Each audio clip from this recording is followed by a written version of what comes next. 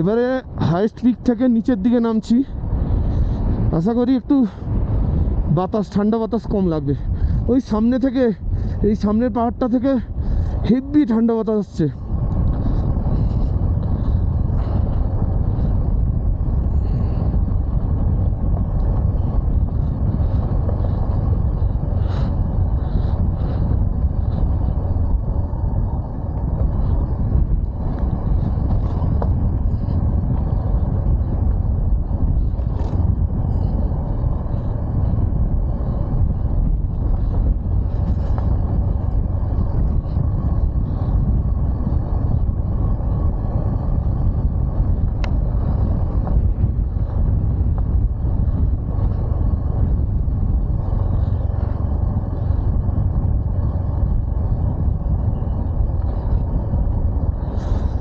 এবার ডাউনে আছে, ডাউনে রাস্তা ভিজা, first gear, only first gear.